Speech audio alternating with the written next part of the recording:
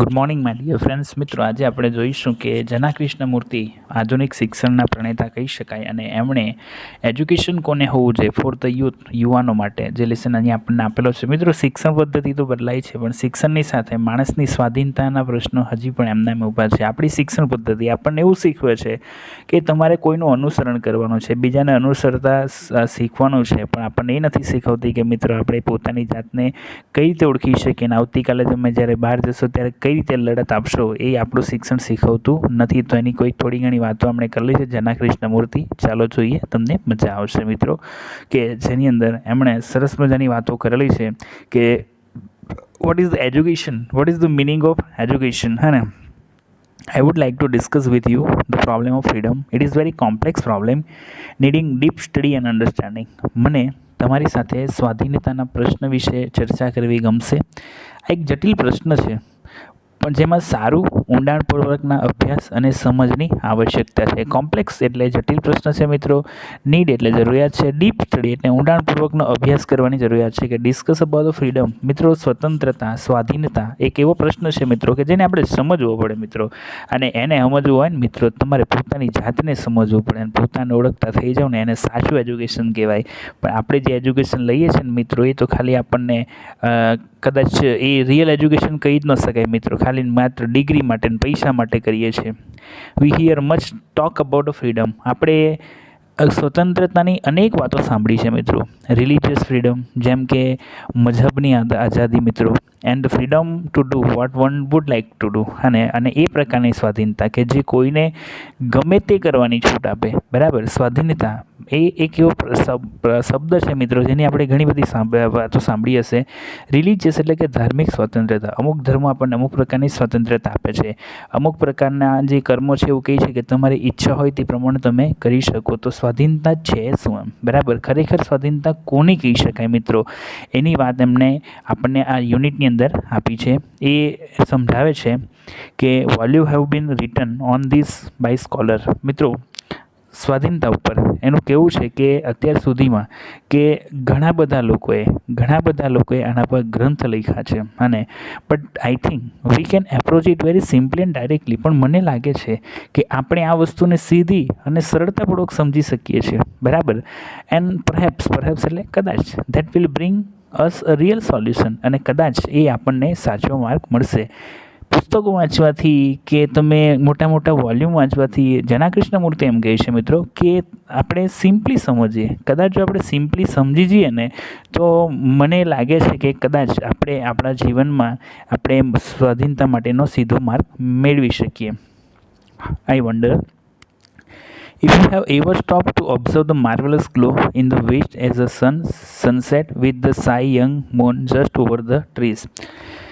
હું વન્ડર એટલે વિચારું છું કે પશ્ચિમ તરફના આથમણા રવિના અદ્ભુત તેજ અને તેની સામે જ વૃક્ષ ઉપરથી દ્રષ્ટિ ગોચર થતાં શીતળ સોમનું અવલોકન કરતાં ક્યારેક ઊભા રહ્યા છો. મતલબ આજે વાત કરે છે ને મિત્રો કે સૂર્યાસ્ત થતો હોય તો સૂર્યાસ્ત થતા જે સૂર્યને તમે કદાચ જોયો હશે મિત્રો, અને કે ત્યાં જે વૃક્ષ હોય એ હરિયાળી ઉપરથી જે એ વૃક્ષ ધીમે ધીમે અસ્ત થતો દેખાય, તો એની જે માર્વલસ ગ્લો. અને વેસ્ટ એટલે કે પશ્ચિમની અંદર જ્યારે સૂર્યાસ્ત થાય ત્યારે આપણને કેવું જોવા મળે?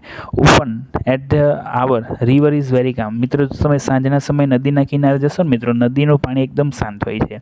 દેન everything is reflected on the it surface. પાણી ઉપર એનું જે પ્રતિબિંબ છે મિત્રો, એ હંમેશા પડતું હોય છે. Bridge the train goes over it. કે એક બ્રિજ છે અને બ્રિજ ઉપરથી શું જઈ રહ્યું છે મિત્રો? Train. The tender moon and presently. ધીમે ધીમે સૂર્યાસ્ત થયો મિત્રો અને ચંદ્રમાનો ઉદય થયો. As it grow dark and star. ધીમે ધીમે શું થઈ ગયું મિત્રો? અંધારું થઈ ગયું અને તારાઓ પણ આપણને દેખાઈ રહ્યા છે. તો આપણે કદાચ કોઈ એવી જગ્યા પર ઊભા છે મિત્રો કે જ્યાંથી આપણે સૂર્યાસ્તને નિહાળવાની આપણે જે પરિસ્થિતિ છે આપણે જોઈ મિત્રો. It is all beautiful. તમને લાગશે ચોક્કસ આનું આપણે ઇમેજિન કરીને પણ આપણને લાગે કે ખરેખર ખૂબ જ સુંદર હોય છે. And to observe, to watch એને અવલોકન કરવું. ટુ વોચ એટલે જોવું, to give you whole attention to something beautiful. તમારું ધ્યાન એકદમ કેન્દ્રિત થઈ જાય મિત્રો. ત્યાં તમે એકદમ 100% ત્યાં તમે એની અંદર ઓતપ્રોત થઈ જાઓ. Your mind must be free. Pre occupation, તમારું મગજ એકદમ હળવું થઈ જાય અને ત્યાં તમને કોઈ પણ પ્રકારની પીડા થતી નથી. કોઈ પણ પ્રશ્ન, ચિંતા કંઈ નહીં આવે. મસ્ટ ઇટ નોટ થાય કે નથી થતું મિત્રો? અને ચોક્કસ થતું જાય મિત્રો, કારણ કે નદીના કિનારે સાંજે સૂર્યાસ્તને જોવાની મજા મિત્રો બહુ ઓછા લોકોના નસીબમાં હોય કે આપણે જોઈ શકતા હોય મિત્રો. ડૂબતા સૂરજને જોવું એ પણ આપણા જીવનની એક અનેરી ક્ષણ કહી શકાય મિત્રો.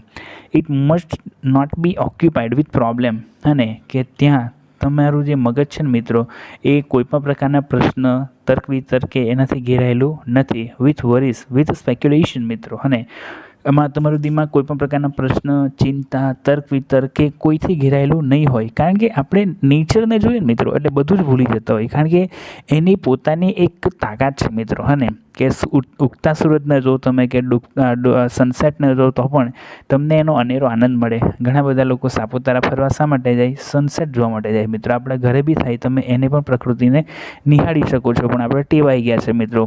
અને આવી જો કોઈ જગ્યા હોય, નદીનો કિનારો હોય, સૂર્ય અસ્ત થતો હોય, તો તમે ચોક્કસ બધું ભૂલી જાઓ મિત્રો.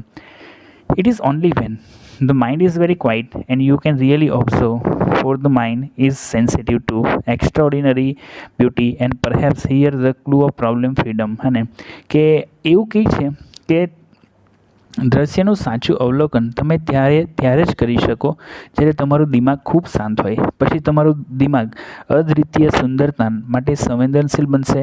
કદાચિત આપણા સ્વાધીનતાના સવાલ માટે સૂચિત કરનારું છે મિત્રો. અહીંયાથી આપણને ક્લુ મળે મિત્રો. અને તમે ગુસ્સો હોય, કંઈ પણ હોય, કોઈ પણ પ્રકારની પરિસ્થિતિ હોય, પણ તમે જ્યારે પણ આવું કંઈક પરિસ્થિતિ જુઓ ને ત્યારે મગજ શાંત થઈ જાય. તમે એનું અવલોકન કરતાં શીખી જાઓ મિત્રોને. અવલોકન કરો ને એટલે ધીમે ધીમે તમારી પરિસ્થિતિ બદલાઈ જતી અને અહીંથી આપણને સ્વાધીનતા મળે. નાવ what does it mean to be free? Is freedom matter of doing what happens to you, going where you like, thinking what you will? હવે મુક્તિ કે સ્વાતંત્રતા કે આઝાદીનો મતલબ શું? સ્વાધીનતા એટલે શું? તમને ફાવે તે કરવાનું, તમને ગમે ત્યાં જવાનું મિત્રો, તમને જે કંઈ ગમે તે વિચારવાની આઝાદી. શું તમે એને સ્વાધીનતા કહેશો મિત્રો? સ્વાધીનતા એક એવો જટિલ પ્રશ્ન છે મિત્રો કે જે વ્યક્તિએ, સમાજે અને દેશ પરદેશ દરેક જગ્યાએ કંઈક અલગ રીતે આંકવામાં આવે છે. આપણે ઇન્ડિયામાં રહીએ છીએ તો આપણે ત્યાં લોકશાહી છે, તો લોકશાહીમાં આપણે મુક્ત રીતે હરીફરી શકીએ છીએ. જ્યારે બીજા ઘણા બધા દેશોમાં સરમુખત્યારશાહી છે, તો ત્યાંના લોકો એ આપણને જેટલી ફ્રીડમ મળે એટલી ફ્રીડમ નથી મળી શકતી. એટલે દરેક પ્રદેશ પ્રમાણે પણ ચાલે છે મિત્રો. This you do any how. Merely to have independence does the mean freedom? Many people in the world are independent, but very few are free. દુનિયામાં ઘણી બધી મિત્રો એમ કહેવાય છે કે શું માત્ર સ્વાતંત્ર્યતાનો અર્થ જ મુક્તિ થાય? કે વિશ્વમાં ઘણા ખરા વ્યક્તિઓ સ્વતંત્ર હોય છે પણ બહુ ઓછા મુક્ત હોય છે મિત્રો. મુક્તિ, સાચી મુક્તિ જ એ આપણી સ્વાધીનતા કહેવાય મિત્રો. કે ત્યાગની ભાવના, કે જતું કરવાની ભાવના મિત્રો. કે આજે લેસનમાં એમણે આગળ બી બહુ બધું મસ્ત સમજાવ્યું છે કે જેની અંદર એમણે કીધું છે કે દુનિયામાં લોકશાહી તો છે, આપણે સ્વતંત્ર છે મિત્રો, પણ મુક્ત નથી. કારણ કે આપણે સવારથી લઈને સાંજ સુધી આપણે બધા જ એવા વિષયોમાં અટવાયેલા હોઈએ છીએ કે આપણને રિયલ ફ્રીડમ માણી નથી શકતા મિત્રો. Freedom implies great intelligence, does it not? બરાબર, કે સ્વતંત્રતા, બરાબર, કે ઊંચી બુદ્ધિ ક્ષમતા અનિવાર્ય હોય છે, ખરું કે નહીં? To be free, to be intelligent, મુક્ત હોવાનો અર્થ એ કે ઊંચી કક્ષાની બુદ્ધિ ક્ષમતા. But intelligent does not come into being by just wishing to be free. પણ ઊંચી કક્ષાની વિચારશક્તિ હોવાનો મતલબ એ ખાલી મુક્ત હોવાની ઈચ્છા રાખવી તેમ નથી. તમારી પાસે ગમે તેટલી પણ સારી વિચારસરણી હોય પણ એનો મતલબ એવો નથી મિત્રો કે તમે પોતે ફ્રી થઈ ગયા મિત્રો. અને એ જે ફ્રીડમ્સ છે એ ફ્રીડમ મિત્રો ખાલી બુદ્ધિ ક્ષમતાથી જ નથી આવતી. એની માટે આપણે પોતે મુક્ત થવું પડે અને મુક્તિ માટેના ઘણા બધા માર્ગો છે મિત્રો. અને it come into being only when you being to understand whole environment. આ એક બહુ મોટી વાત છે મિત્રો કે તમારે જો મુક્ત બનવું હોય ને તો તમારી આજુબાજુનું એન્વાયરમેન્ટ એટલે કે પર્યાવરણને સમજવું પડે. સોશિયલ એટલે કે સામાજિક, રિલિજિયસ એટલે કે ધાર્મિક, પેરેન્ટલ એટલે માતા પિતાનું ટ્રેડિશનલ ઇન્ફ્લુઅન્સ, બરાબર, જાતના રીતભાત જે હોય ને, કુટુંબની પ્રણાલી હોય, are continuously closing is on you. એ બધી વસ્તુની અસર તમારા પર પડતી હોય છે. તમે જ્યાં રહો છો, તમારું આજુબાજુનું વાતાવરણ, તમારી સોસાયટી, તમે મમ્મી પપ્પાની રહેણી કહેણી, મમ્મી પપ્પાના સ્વભાવ કે બીજા બધાનો પ્રભાવ બી તમારા ઉપર છે. તમે જે કોઈ પણ કાર્ય કરો છો ને મિત્રો, એ કાર્ય કેવું છે કે કોઈને કોઈ ફોર્સમાં કરો છો. તમે બાળપણથી જે વસ્તુને જોતા આવો છો ને મિત્રો, મોટા થઈને બી આપણે એ જ કરીએ છીએ. But to understand the various influence and influence of your parents, મિત્રો તમારી ઉપર તમારા જન્મદાતાનો પ્રભાવ હોય, બરાબર, કે તમને જેણે જન્મ આપ્યો ને મિત્રો, તેની ઘણી બધી વાતો આપણને વારસામાં મળેલી હોય. ઓફ યોર ગવર્મેન્ટ, તમારા જે ત્યાંની જે વ્યવસ્થા તંત્ર હોય તેની અસર હોય છે. સોસાયટી, તમારા સમાજની પણ અસર હોય મિત્રો. એની સાથે તમે જે જગ્યાએ રહો ને મિત્રો, of the culture two which you belong, of your believe, કે તમારી ત્યાંની સંસ્કૃતિની અસર, તમારી પોતાની માન્યતાઓ, આ બધી જ જે અસરો છે ને મિત્રો, એ માણસને ક્યારેય પણ સ્વાધીન રહેવા દેતી નથી. માણસ ક્યારેય પણ આમાંથી મુક્તિ મેળવતો જ નથી મિત્રો. તમે કોઈ સમાજમાં હોય તો તમને ડર હોય કે હું સફળ થઈશ તો શું થશે, નિષ્ફળ જઈશ તો શું થશે મિત્રો. અમુક પ્રકારના રીત રિવાજ તમને પણ ના ગમતા પણ કરવું પડે, એટલે સ્વાધીનતા આપણી હોતી નથી. યોર ગોડ એન્ડ સુપરસ્ટિશન, તમારો ભગવાન, તમારી અંધશ્રદ્ધા, of tradition two which you confirm unthinkingly to understand all this and become free from all required defense side. તમારા ભગવાનની પણ તમારી માન્યતા છે મિત્રો, અંધશ્રદ્ધા છે, તમારી પ્રણાલિકાઓમાં, જડ રૂઢિઓમાં તમે વિના વિચારે માનો છો મિત્રો, કે આપણે વિચારતા જ નથી એમાં. ને આ બધાને સમજવા માટે તેમજ આ બધાથી મુક્ત થવા માટે બહુ ઊંડી કોઠા સૂઝની આવશ્યકતા છે. બધાની વચ્ચે રહીને એકલા જીવો મિત્રો, એ પણ એક યુનિક વસ્તુ કહી શકાય, અને એ મોટે ભાગે પોસિબલ બહુ 0.0% હોય છે. કારણ કે અહીંયા આપણે કોઈને કોઈ વસ્તુથી ઘેરાયેલા જ હોઈએ છીએ, but you generally give in to them because inwardly you are frightened, કે અસાધારણ રીતે તમે તેના વશીકરણ હેઠળ આવી જાઓ છો. You are afraid of not having good position in life.